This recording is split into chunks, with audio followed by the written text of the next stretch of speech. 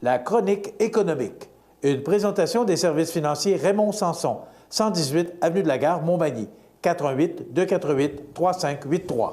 Eh bien, c'est le temps de faire place à notre chronique économique du lundi. Il est là, il est toujours là. Ça fait 5 ans? Oui. Hein? Bientôt, oui. Oui, bientôt. Ça va? Un autre anniversaire à célébrer, ça va très bien. Oui, ça va bien. En forme, bon. Football hier, oui. Yes. Avec tout un match, hein? Une fin spectaculaire. Tu peux pas rêver mieux. Oui. Pour un Super Bowl, là, c'est... Et ça te garde sur le coin de ta chaise avec un aile de poulet de plus aussi, jusqu'à la fin. Raymond, on parle de retraite parce que c'est le temps de parler de retraite. On est dans la période, il reste quelques jours encore. Oui, jusqu'au 1er mars. Oui. Inclusivement? Inclusivement. OK. Alors ça, c'est établi depuis des années. La date, c'était pour justement compenser une question de jours, les fins de semaine. Et c'est resté là, même si le 1er mars tombera cette année en plein cœur de semaine. Alors ça ne change pas. Non, ce matin, toujours, je veux encourager les gens, bien sûr, à faire leur cotisation, puis de grâce, n'oubliez pas ça. C'est à peu près le seul et meilleur véhicule qui vous reste. J'ai déjà expliqué dans le passé que l'argent que vous allez sauver maintenant, oui, vous allez payer de l'impôt plus tard, mais vous avez de meilleures déductions plus tard. Donc, vous avez tout de suite un gain annuel minimal de 7 000 $ à faire. Et ça, c'est pas à laisser en compte. Il faut prendre ça au sérieux. C'est de l'épargne. Et vous allez en avoir besoin, tout le monde. Que vous fassiez une épargne dans un CELI ou dans un REER, ça m'importe peu, mais mettez-vous quelques billes de côté, parce que ça va être important, je vous le dis.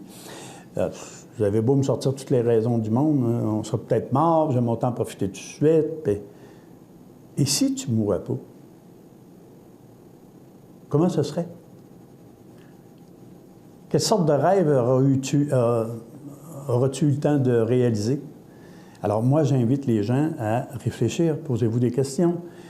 Les rêves, on les réalise si on les prépare. Et puis, il faut les préparer. Ça se fait. Croyez-moi, l'expérience est là. Je peux vous dire qu'il y a des gens qui sont drôlement mal à manger.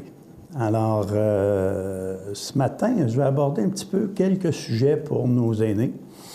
Et comment on peut faire pour profiter au maximum de ce que la fiscalité nous donne. D'abord, je veux vous dire que quand vous passez 180 jours ou 183 jours aux États-Unis, ne soyez pas surpris que vous ayez des impôts à payer aux deux places, surtout dans l'État de la Floride. Et ça, malheureusement, ce n'est pas nous autres qui le faisons. Alors, les impôts américains peuvent s'appliquer dans certaines situations. Donc, vous devez informer vos comptables de ce que vous faites. C'est bien important, surtout si vous faites l'acquisition d'un condo aux États-Unis. En passant, je suggère à tout le monde, pour éviter des problèmes, faites-vous un testament américain. Même si vous en avez un au Canada. Oui. Pour le bien qui serait, mettons que je détiens 1 ou 2 condos, peu importe, là, je vous suggère fortement de vérifier au niveau de la façon dont se transmettent les biens dans l'État de la Floride, parce que vous aurez des impôts à payer sur le condo lorsqu'il sera vendu, et ainsi de suite. Alors, faites-vous un testament pour que ce soit bien clair avec un avocat américain. De même, vous serez, comme on dit, en règle, et on évitera des problèmes. Une autre chose à laquelle il faut penser, les retraités, peu importe depuis combien de temps, pensez à fractionner votre régie des rentes du Québec. Souvent, les conjointes ou les dames avaient une régie des rentes moins élevée et le monsieur en avait une du double ou du triple souvent. Il y a des moyens de sauver de l'impôt si on demande à la Régie des rentes de fractionner notre Régie des rentes en deux. C'est-à-dire que le calcul est simple, c'est qu'ils prennent les régies des rentes des deux conjoints et divisent ça en deux. Donc, on fractionne le revenu. On en profite pour pouvoir aller chercher le maximum de nos exemptions fiscales. C'est ça l'idée. C'est pas de dire « Madame va s'enrichir aux dépens de monsieur ». Je sais que dans certains cas, il y avait une mentalité où « ça, c'est ma régie des rentes, tu ne touches pas à ça, s'il vous plaît ». Si vous vivez encore ensemble, il devrait y avoir encore moyen d'avoir un compte conjoint. Le partage du revenu de pension. Ça, c'est le comptable qui va vous le faire. Le fractionnement du revenu de pension, alors mettons qu'un des deux avait un fonds de pension garanti pour essayer justement de garder l'impôt à son minimum, aller chercher le maximum, exemple, des exemptions de 38 000 $ dont je parlais éventuellement quand on est en couple après 65 ans, parce que vos exemptions de base plus l'exemption additionnelle parce que vous êtes pensionné de 65 ans, plus 2 000 $ qui s'appliquent à un revenu de pension, ça nous fait 19 000 $ d'exemption potentielle. Alors, c'est d'essayer d'aller maximiser ça. Si on fait ça, ça veut dire qu'on a 2 fois 19 000, les 38 premiers 1 000 $ qui rentrent dans la maison d'un couple de 65 ans et plus, on ne paye pas d'impôt dessus. Alors, prenez les moyens de le faire. Et si vous n'êtes pas certain que votre comptable fait tout ça, bien, vous avez une décision à prendre. L'autre chose qui est important à considérer, et ça, je vais vous le dire, vous avez dans la vie accumulé des dollars et puis à un moment donné, vous voulez aider un de vos fils ou une de vos filles à se lancer en affaires. Puis vous lui faites un prêt de 75 000 $. En vous disant, bien, regarde, ça ne me le remet pas, ça sera là, ça sera ça. Bien, moi, je vous conseille, si vous prêtez 75 000 $, exigez un taux d'intérêt minimum. Puis je vais vous dire pourquoi. Parce que si jamais vous n'êtes pas remboursé, vous allez pouvoir réclamer 50 % de ce montant-là que vous auriez prêté à votre enfant. Des intérêts. Alors, vous allez voir que ça va plus loin que ça. Ça pourrait être considéré comme une perte en capital. Ah oui? Oui. Parce qu'on a chargé un pourcentage en intérêt? Il faut charger un montant d'intérêt. C'est la condition? C'est la condition. Et à ce moment-là, si jamais l'argent ne revient pas parce que ça n'a pas fonctionné pour mon enfant ou bien que pour raison X, alors le montant de 75, 100, 200 000, ça n'a pas d'importance, pourrait être considéré jusqu'à concurrence de 50 % du montant comme une perte en capital à appliquer contre des gains en capitaux. Alors, bien entendu, je viens de limiter un petit peu les gens à qui ça s'adresse, parce qu'il faut quand même avoir quelques dollars pour faire ça. Mais c'est de ne pas l'oublier. Oubliez pas ça, parce que c'est important, c'est des petits trucs.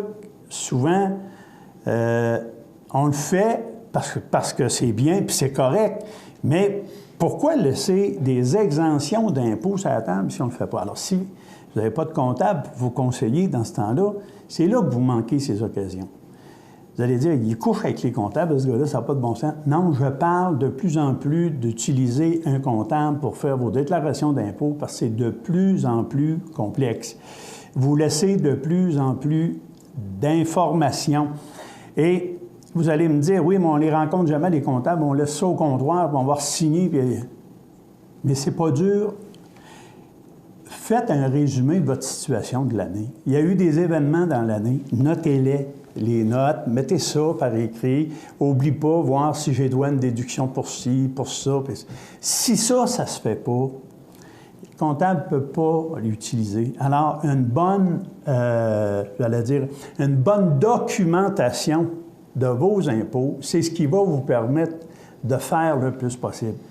C'est le service que je rends à mes clients, ceux qui ont besoin de support, puis que j'ai vu pendant l'année, je sais quel genre de vie ils ont mené. Bien, je suis capable d'informer le comptable. Écoute, n'oublie pas ça, Joe, il y a tout ça dont on doit tenir compte.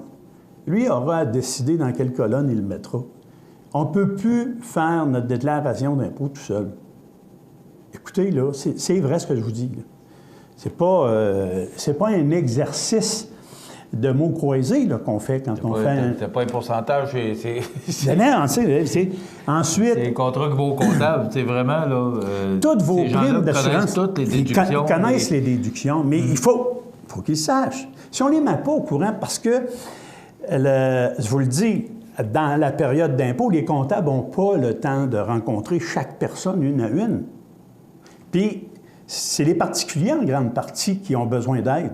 Alors, si on les informe comme il faut, le technicien ou la technicienne qui va avoir à faire les entrées de données dans le logiciel d'impôt, ils vont avoir l'information, la documentation. Les pertes de déduction viennent de l'inconnu, viennent du fait que l'information n'a pas été transmise au comptable. Alors ça, c'est important. Vos primes d'assurance, n'oubliez pas ça, là. Vos primes d'assurance médicaments ou vos primes d'assurance santé font partie des calculs qui tiennent compte du 3 % du revenu, là, qui peuvent être réclamés en termes de déduction. Je vous l'avais dit lors d'une émission précédente, vos frais de transport dans un hôpital ou un milieu spécialisé qu'on ne peut pas avoir ici à proximité, vos frais de transport, c'est tant du kilomètre. C'est reconnu. Alors, j'ai des gens qui vont pendant 30, 40, 45 jours aller faire de la radiothérapie à l'Hôtel-Dieu de Québec. Bien ça, on peut rentrer ça dans nos frais comme déduction. Alors voilà. C'est cette semaine, c'est à l'idée. Il y a tellement de choses aujourd'hui. C'est important. Et c'est le temps là, parce que les comptables sont de plus en plus occupés. Et si vous devez faire un placement dans un REER pour sauver de l'impôt, bien, vous avez jusqu'au 1er mars. Donc, il faut le savoir avant. On est déjà aujourd'hui le 6 février. Merci de bons conseils. Et je dis toujours la même chose. Ce sont des professionnels qui connaissent leur affaire. Donc, de les consulter avant de prendre votre décision pour vous assurer de prendre la bonne. Merci Raymond Sanson des services financiers. Raymond Sanson, avenue de la Gare Montmagny, 248-3583. On s'arrête dans quelques instants des anniversaires IGA. Et après quoi, les belles histoires de la Côte-du-Sud.